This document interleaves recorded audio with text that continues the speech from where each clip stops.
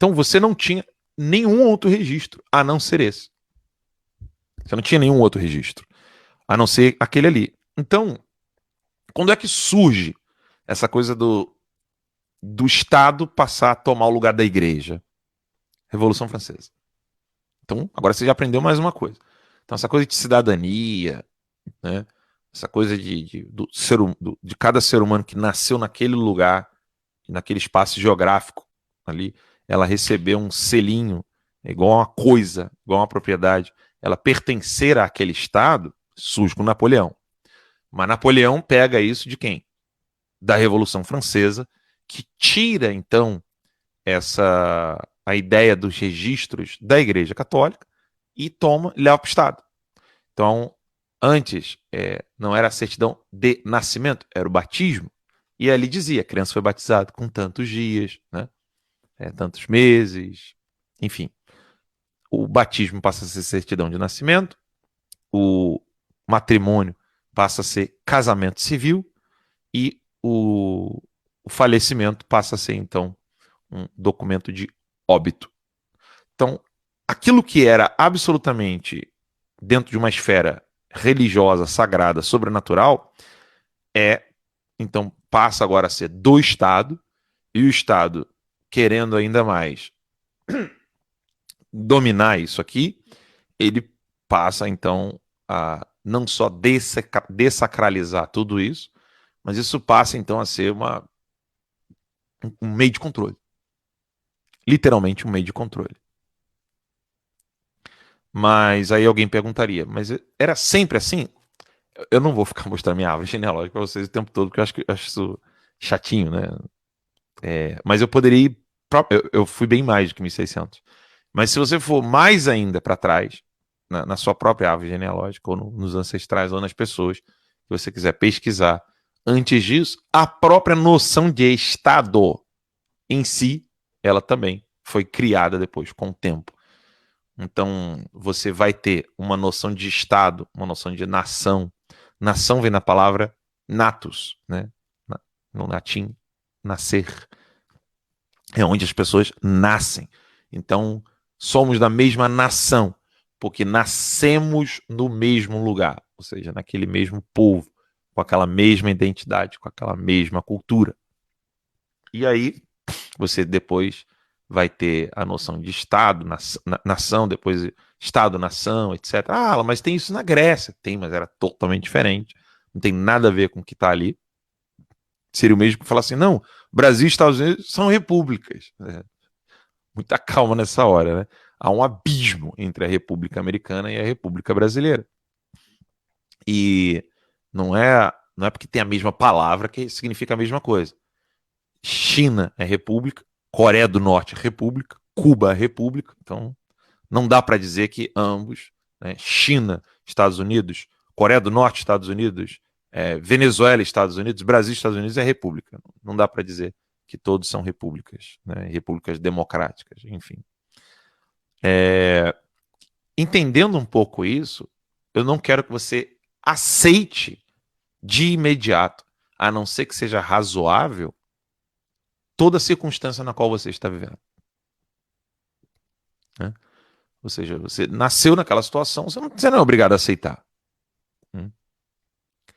Eu nasci em Nova Iguaçu, Morro Agudo. Eu sou obrigado a aceitar que as ruas fiquem sujas, que as pessoas não consigam trabalhar, elas sejam cerceadas pelo Estado. Ó, você não pode vender isso aqui não. Você tem que vender ali. Né? Não, você não pode vender essa folha de papel aqui não. Está proibido. O Estado diz que você tem que, né? Você tem que ter autorização do Estado, autorização da prefeitura, né? Autorização do governo do Estado. Você tem que ter alvará, você tem que ter isso, tem que ter aquilo. Então, esse braço do Estado, ele cada vez está maior e o exemplo máximo de quando esse braço vai alcançando cada vez mais são esses países que a gente acabou de falar aqui. China, Coreia do Norte, Cuba, Venezuela. Então, quanto maior é o tamanho do braço do Estado, determinando o que o indivíduo, o que as famílias podem ou não fazer, é aí que a gente tem a tirania. É aí que a gente tem, então, esse, essa, esse totalitarismo, onde o poder está concentrado ali naquele ente burocrático abstrato, né, que ninguém sabe dizer o que é. Se você perguntar para qualquer cientista político o que é o Estado, ninguém sabe te dizer. Então, quando o Alexandre de Moraes fala, quando o Barroso fala, a gente tem que defender o Estado democrático de direito. Cadê o Estado? Ele está onde? Ele tem que defender o que aqui? É isso? É isso? Não. O Estado é ele, entendeu?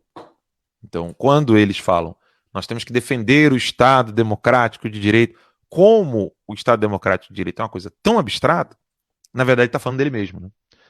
Nós temos que defender a estrutura que eu estou. É o Alexandre de Moraes falando.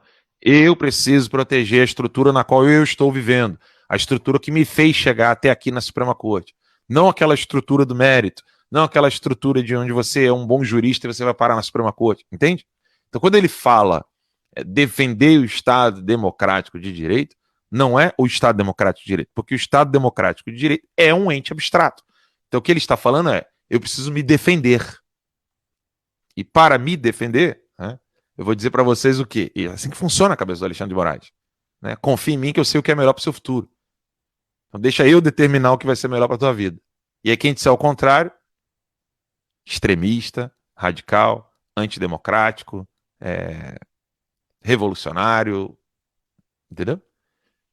Mas tudo isso não é o MST, isso não é o PT, isso não é o Foro de São Paulo. Ah, não, mas esses aqui, eles estão defendendo o Estado Democrático de Direito. Quem é o Estado Democrático de Direito? O Alexandre. O Barroso, o Fux, né, os presidentes dos partidos políticos.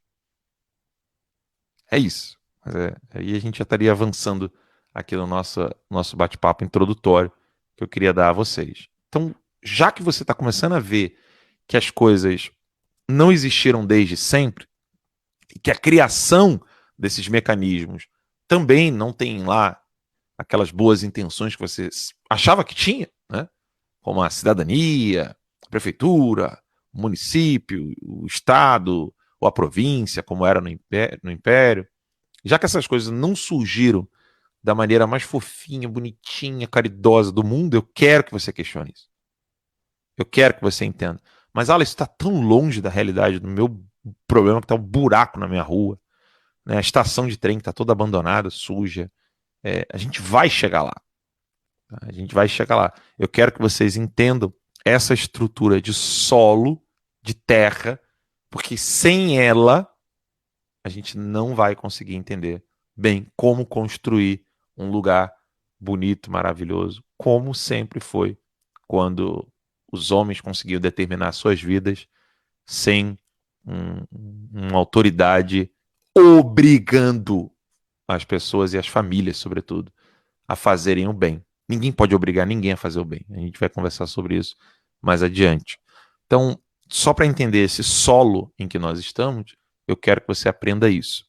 Não caia, né, na esparrela de imaginar que toda circunstância na qual você vive, ela é linda e maravilhosa e foi feita para o bem. Questione. Questione sem parar. Tá bom? Combinado?